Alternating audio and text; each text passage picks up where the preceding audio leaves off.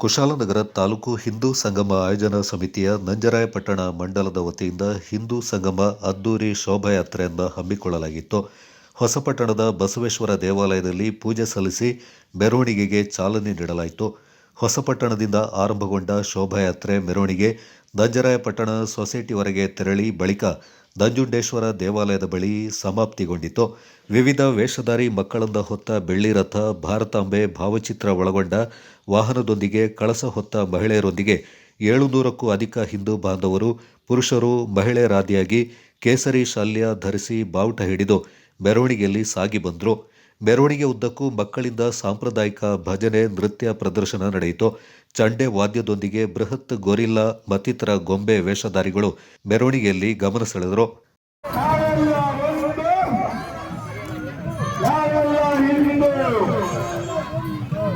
ನಮ್ಮ ನಂಜರಾಯಪಟ್ಟಣ ಗ್ರಾಮ ಪಂಚಾಯಿತಿ ವ್ಯಾಪ್ತಿಯಲ್ಲಿ ಬರುವಂತಹ ನಮ್ಮ ಯುವಕ ಪಡೆ ಏನಿದೆ ಅವರೆಲ್ಲರೂ ಸಾಲಾಗಿ ಬರಬೇಕು. ಹಾಗೆ ಹೊರ ಗ್ರಾಮದಿಂದ ಬಂದವರು ಎಲ್ಲರಿಗೂ ಸ್ವಾಗತವನ್ನು ಬಯಸುತ್ತಾ ನೀವೆಲ್ಲರೂ ನಮ್ಮ ಶೋಭಾಯಾತ್ರೆಯಲ್ಲಿ ಭಾಗಿಯಾಗಬೇಕು ಅಂತ ಹೇಳಿ ಕೇಳ್ಕೊಳ್ತಾ ಇದ್ದೀನಿ.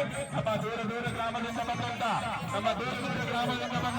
ಪಕ್ಕದ ಗ್ರಾಮದಿಂದ ಬಂದಂತ ಎಲ್ಲರಿಗೂ ನಾವು ವಿನಂತಿ ಮಾಡ್ಕೊಳ್ತಾ ಇದ್ದೀವಿ. ದಯಮಾಡಿ ಎಲ್ಲರೂ ಶೋಭಾಯಾತ್ರೆಯಲ್ಲಿ ಭಾಗಿಯಾಗಬೇಕು ಅಂತ ಹೇಳಿ ಕೇಳ್ಕೊಳ್ತಾ ಇದ್ದೀವಿ. ಹಾಗೆಯೇ ನಮ್ಮ ಈ ಬದಿಯಲ್ಲಿ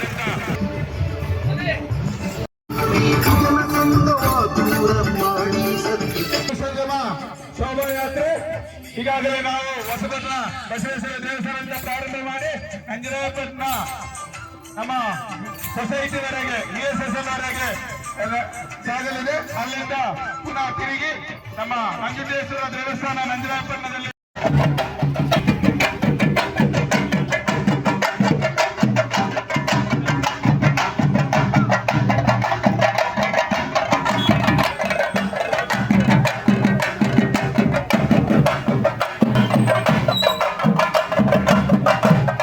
ಮುಂದಿನ ಪೀಳಿಗೆಗೆ ಧರ್ಮ ಮತ್ತು ಸಂಸ್ಕೃತಿ ಮಹತ್ವ ಅರಿವು ಮೂಡಿಸುವುದು, ಹಿಂದೂ ಬಾಂಧವರನ್ನ ಒಗ್ಗೂಡಿಸುವ ನಿಟ್ಟಿನಲ್ಲಿ ಈ ಕಾರ್ಯಕ್ರಮ ಆಯೋಜನೆ ಮಾಡಿರುವುದಾಗಿ ನಂಜರಾಯಪಟ್ಟಣ ಮಂಡಲ ಅಧ್ಯಕ್ಷ BC ಮುರಳಿ ಮಾದಯ್ಯ ತಿಳಿಸಿದ್ದಾರೆ.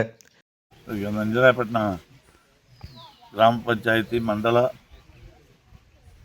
ಇವತ್ತು ಹಿಂದೂ ಸಂಗಮ ಇದನ್ನು ಮುಗಿಸ್ತಾ ಇದ್ದೀವಿ ನಾವು ಶೋಭಾಯಾತ್ರೆಯನ್ನು.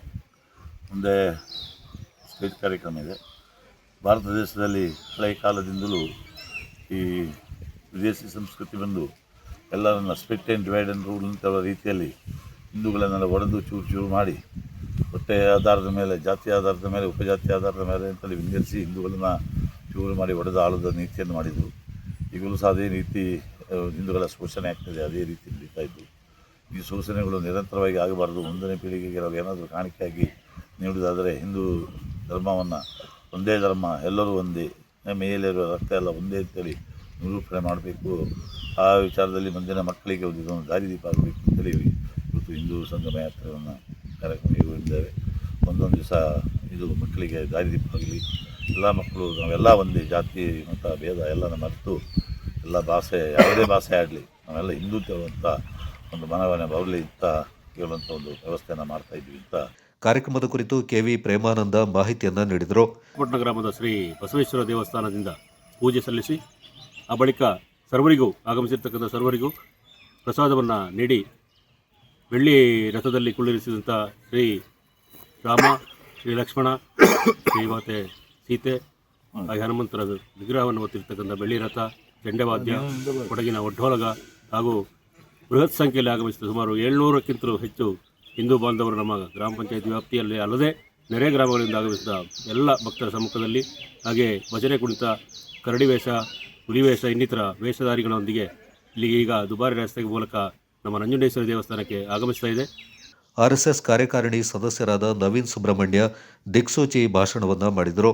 ಕುಶಾಲನಗರ ತಾಲೂಕು ಹಿಂದೂ ಸಂಗಮ ಆಯೋಜನಾ ಸಮಿತಿ ಅಧ್ಯಕ್ಷರಾದ ದೇವಿ ಪ್ರಸಾದ್, ನಂಜರಾಯಪಟ್ಟಣ ನಂಜುಂಡೇಶ್ವರ ದೇವಾಲಯ ಸಮಿತಿ ಅಧ್ಯಕ್ಷ NK ಮೋಹನ್ ಕುಮಾರ್, ಮಾಜಿ ಶಾಸಕ ಅಪ್ಪಚ್ಚು ರಂಜನ್, ಗ್ರಾಮದ ಪ್ರಮುಖರು ಮತ್ತಿತರ ಪ್ರಮುಖರು ಈ ಸಂದರ್ಭ ಪಾಲ್ಗೊಂಡಿದ್ದರು.